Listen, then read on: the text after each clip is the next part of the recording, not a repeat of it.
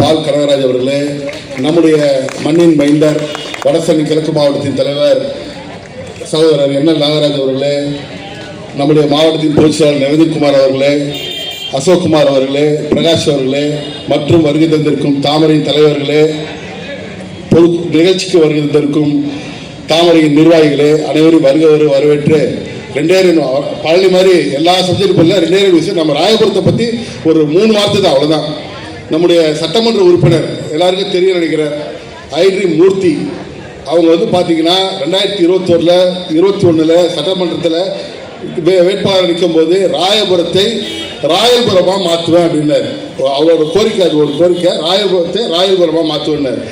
இன்னைக்கு பார்த்தீங்கன்னா அவர் எப்படி அவர் நீங்கள் எவ்வளோ பேர் பார்த்துருக்கீங்கன்னு எனக்கு தெரியல. கார்லேயே வருவார், கார்லேயே போவார், வேற எங்கேயும் நடந்து கூட வரமாட்டார். ஏதாவது நிகழ்ச்சினா கட்சி நிகழ்ச்சிக்கு வருவார், மேடையில் ஏறுவார், போயிட்டே இருப்பார்.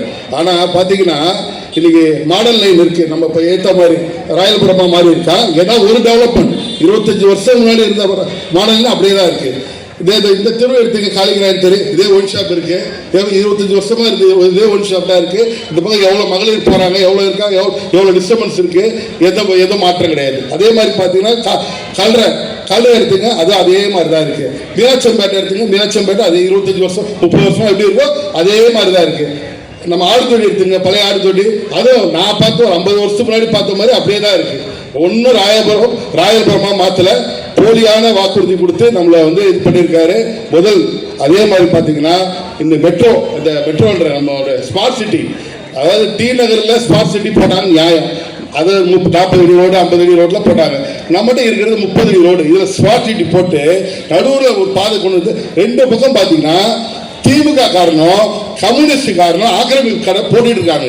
ஏற்கனவே போட்டு அவங்களுக்கு இடம் ஒதுக்கி கொடுத்தாச்சு, கொடுத்து இப்போ திருப்பி பார்த்தா திருப்பி இதே மாதிரி போட்டுட்டு இருக்காங்க.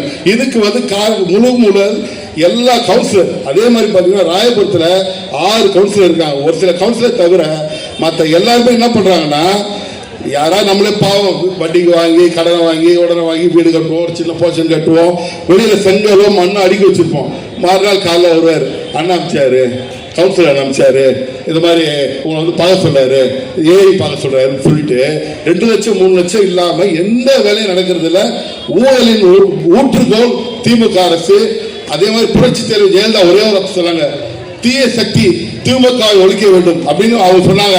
அதே கருத்து தான் இந்த எலெக்ஷன்ல நம்மளோட நோக்கம், தீய சக்தி திமுகவை ஒழித்து வீட்டுக்கு அனுப்ப வேண்டும். நன்றி, வணக்கம் அப்படின்னு சொல்லி நல்லா ஓட்டு வாங்கினாரு. ஆனா அவர் எதை ரத்து பண்ணார் தெரியுமா? டிஎன்பிஎஸ்சியை ரத்து பண்ணிட்டாரு. தூங்கிட்டாரு போல இருக்கு. டிஎன்பிஎஸ்சி எக்ஸாமு எவ்வளவு முக்கியமான எக்ஸாமு, வெறும் 9000 பேர் எழுதக்கூடிய எக்ஸாமுக்கு இடத்தை கூட ஒதுக்கி தர முடியாத ஒரு கேடுகட்ட அரசு இந்த திமுக அரசு. ஏன்னா அவங்களுக்கு படிப்பை பத்தி ஒண்ணுமே தெரியாது. நீங்க ஓடிச்சிடணும், டிஎன்பிஎஸ்சியை ஓடிச்சிடணும்.